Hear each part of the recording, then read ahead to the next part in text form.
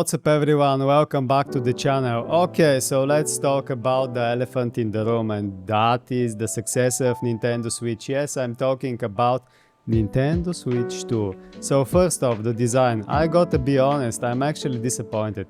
We are only getting one cover option at launch and it's kinda boring. This console is supposed to be fun, joyful experience, but instead we are getting this plain grey body. Yeah, they added a bit of color here and there, but let's be real, it looks dull. And those thick bezels. Come on Nintendo, it's $2025. The overall design just looks like the original Switch but slightly bigger. Bigger screen, bigger Joy-Cons, and that's it. That's about it. Nothing fresh or exciting about it.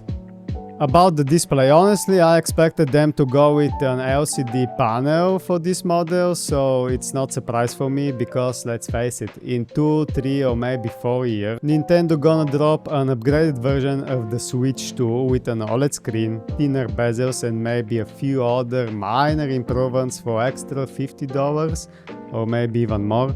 Same console, just a typical cash grab move. It feels like they're playing it safe now just to drop a Pro model later and get people to double dip. Now, about the Joy-Con drift.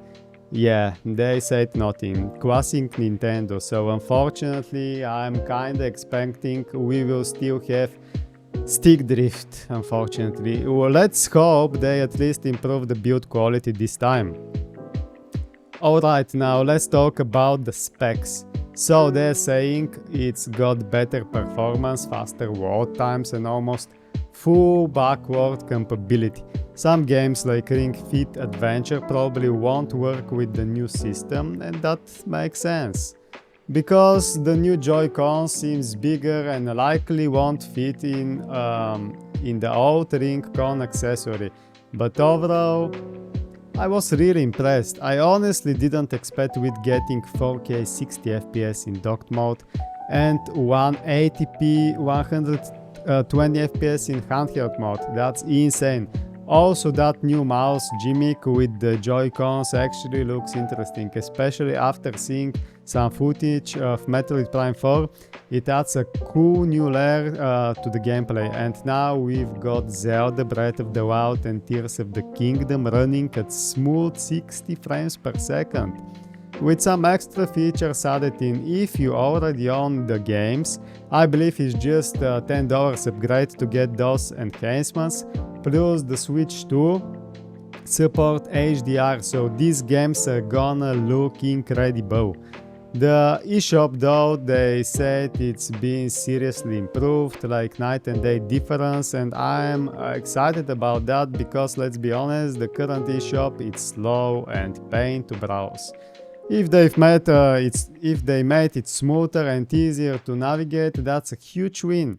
One of my biggest wishes for the system though, themes, please Nintendo, no more just black and white. The home menu right now it's so boring, give us themes, background music, something fun. This is supposed to be a joyful experience. Now for the new games we've got Mario Kart World, Donkey Kong Bonanza, Kirby Air Riders and more. I was honestly hoping for a new Super Smash Bros.